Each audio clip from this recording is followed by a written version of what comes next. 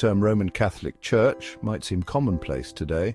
However, its origins are deeply rooted in historical conflict and religious division. Far from a neutral descriptor, the term carries with it centuries of baggage. This essay will delve into the history of the term Roman Catholic Church, exploring its origins, variations, and the underlying animosity it represents. For much of Christian history, there was only one unified church.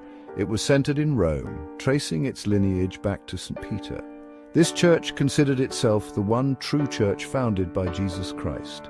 Internal disputes and theological differences existed, but the idea of a singular, universal church remained. The 16th century marked a turning point with the Protestant Reformation. Reformers like Martin Luther and John Calvin challenged the authority of the Pope and the doctrines of the Roman Church. This led to a split within Western Christianity, birthing various Protestant denominations. The birth of the term Roman Catholic is closely tied to the emergence of Anglicanism in England. King Henry VIII's break with Rome in the 1530s established the Church of England. This new church, while rejecting papal authority, retained many Catholic doctrines and practices. This created a need for a new term to distinguish the Church of England from the church still in communion with Rome. The term Roman Catholic served this purpose. It emphasized the English Church's rejection of papal authority centered in Rome.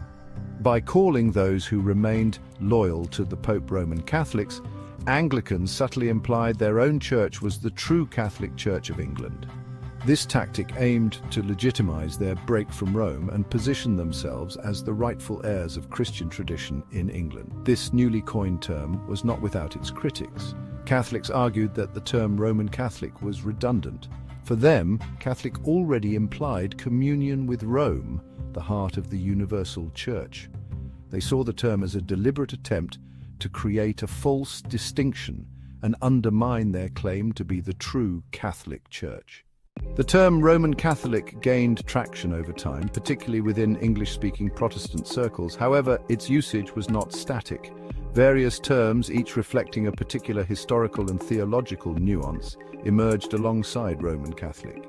These terms, often used interchangeably, reveal the evolving relationship between Anglicans and Catholics. In the 16th and 17th centuries, terms like papists, Romanists, and popish recusants were common. These terms carried a derogatory connotation, portraying Catholics as adherents to a foreign power, the Pope, and implying disloyalty to the English crown. The term papist specifically targeted the centrality of the Pope in Catholic faith, often used to evoke images of papal power and corruption. The 18th century saw a slight softening of language with the increased use of Roman Catholic. While still intended to differentiate, this term was less overtly hostile than its predecessors. This shift reflected a gradual, albeit limited, easing of tensions between Anglicans and Catholics in England. However, full religious tolerance remained a distant ideal. The various terms used to denote Catholics throughout history reveal the deep-seated animosity that fueled religious division. These terms were not merely descriptive, they were weapons wielded in a war of words. They reflected and reinforced negative stereotypes, portraying Catholics as superstitious, idolatrous, and inherently untrustworthy. The use of such terms had a profound impact on social and political life. Catholics in England faced systematic persecution and legal discrimination. They were denied basic rights, barred from public office, and subjected to suspicion and prejudice. The derogatory language used to label them contributed to a climate of fear and intolerance. Even as legal restrictions eased over time, the legacy of this divisive language lingered.